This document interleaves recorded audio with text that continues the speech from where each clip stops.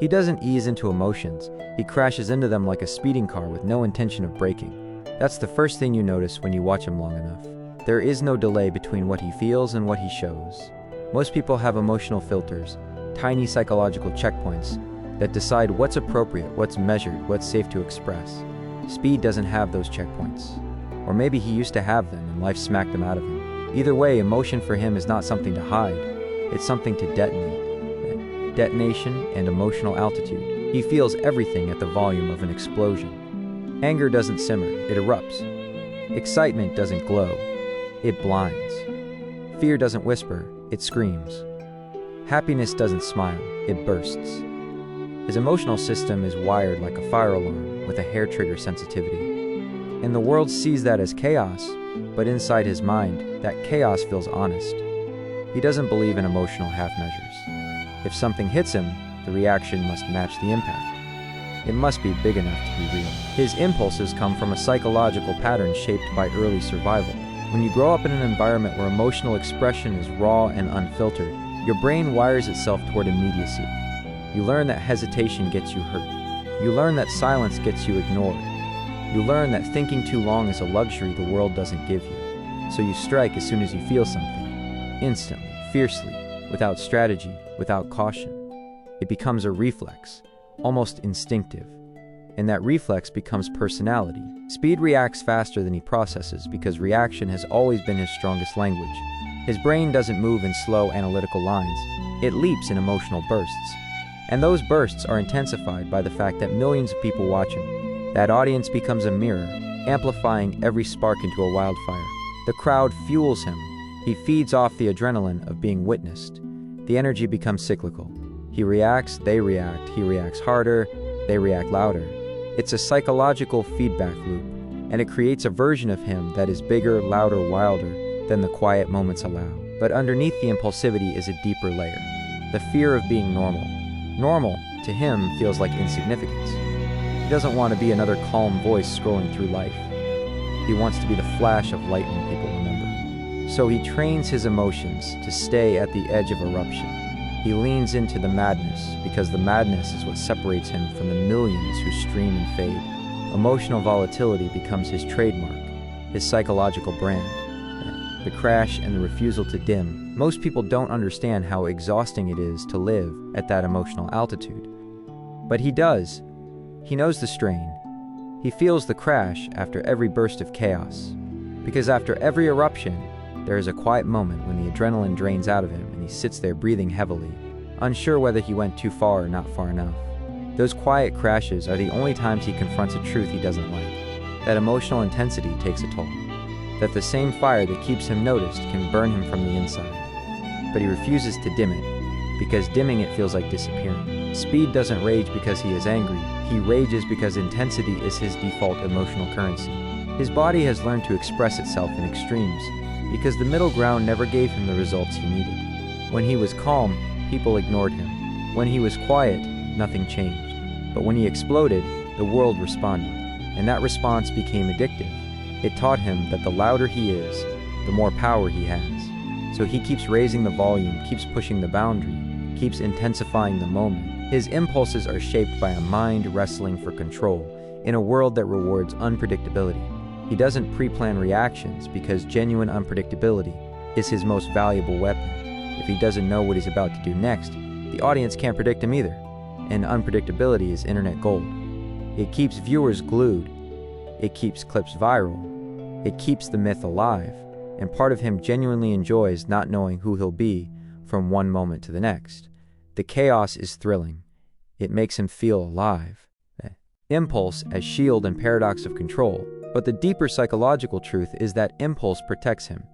When he reacts instantly, he doesn't have to think. And thinking too deeply opens doors he doesn't want to walk through yet. Doors that lead to insecurity, fear, vulnerability, the quiet wounds he doesn't show. So he transforms every uncomfortable emotion into motion. Moving fast prevents him from sinking. Acting loud prevents him from feeling small. Impulse becomes shield and sword, defense and attack, identity and coping mechanism all at once. There are moments when the emotional volatility catches him off guard, when he says something he regrets or erupts in a way he didn't intend. In those moments, his face shifts, his energy collapses for a second, and you see the human under the performance. That human is aware. That human is sensitive. That human is scared of hurting people or messing up. But he snaps back into character before the fear can take shape. The persona saves him. The chaos gives him structure, and that is the paradox. The world thinks he's out of control, but his chaos is his control. The unpredictability is the only stable pattern he knows. Intensity is where he feels safest, because the calm is where the emotional echoes are loudest. He would rather scream than listen to those echoes. He would rather run than sit still. He would rather explode than feel. That is not immaturity. That is survival, learned early, refined through streaming, amplified by fame. His impulses are not weaknesses. They are adaptations. Adaptations built to protect him from silence, from doubt, from invisibility, from the fear of being another forgotten voice on the internet. His volatility is not a flaw, it's an engine powered by emotion, trauma, adrenaline, and the desire to prove that he matters.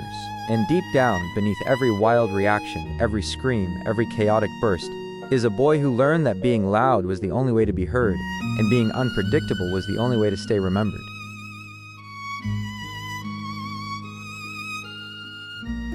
He doesn't trust easily, and that's the first thing people misunderstand when they try to explain him. They think his loudness means openness, that because he shows his emotions publicly, he must reveal everything. But he reveals nothing that matters. He throws noise into the world because noise distracts from the places inside him that are quiet, protected, fragile. His real self is hidden behind layers of chaos, and he likes it that way. The chaos is a guard dog. If he barks loudly enough, people don't try to get close enough to see the softer parts he doesn't want exposed. The intensity of connection. The people around him feel his intensity before they feel his kindness. That's his curse. The kindness is there, loud, bright, stubborn, but it comes wrapped in unpredictability. One moment he's laughing with someone. The next he's reacting instinctively to something they said, not out of malice but out of emotional reflex. People who understand him learn that the storm isn't directed at them. It's just the weather inside him. People who don't understand him take the storm personally, and almost every friendship he's ever had has been shaped by that misunderstanding. He loves deeply, but he doesn't show love softly. His love is chaotic, physical, immediate. A push, a scream, a wild laugh, a sudden hug that feels like he's trying to squeeze the loneliness out of his bones for a second. It's never graceful, but it's real. He cares with the same intensity he uses to entertain the internet. But he doesn't know how to express that care without turning it into an explosion. Because vulnerability terrifies him more than embarrassment ever will. Embarrassment is temporary. Vulnerability is permanent. People close to him know that his loyalty is fierce, almost overwhelming. If he lets you in, truly in, he defends you with irrational devotion. But that circle is painfully small. Trust for him is not about time, it's about energy. If someone's energy matches his, if they don't flinch when he shifts moods, if they don't treat him like an unpredictable monster but like a kid still learning how to hold his own emotions, he opens up faster than anyone expects. And once he opens up, he treats the person like family. Loud family, chaotic family, but family. The fortress of unpredictability, but the internet complicates everything. Fame makes relationships feel temporary. Being Ishowspeed means that every person who enters his life has two identities, the real one and the one shaped by how they can benefit from knowing him. He's not naive. Beneath the chaos is a sharp awareness of people's intentions. He reads energy before he reads words. He knows when he's being used. He can feel it in the way someone's laugh delays half a second too long, or the way their compliments sound rehearsed, or how their eyes drift toward his camera instead of his face. And nothing makes him shut down faster. He hates being used more than he hates being misunderstood. Being misunderstood hurts his ego. Being used hurts his heart. And he protects that heart with a fortress built out of unpredictability. If he's hard to manage, hard to predict, hard to control, then only the people who genuinely care will stay. People who want convenience or calm friendship don't survive in his orbit. They drift away, leaving behind the ones who understand that while he is a storm, he is also a shelter when he loves you. The irony is that he wants connection more than he admits. His entire brand is built on being seen, being reacted to, being engaged with, but the engagement he craves is not from millions. It's from a few who can handle the internal switches he flips without warning.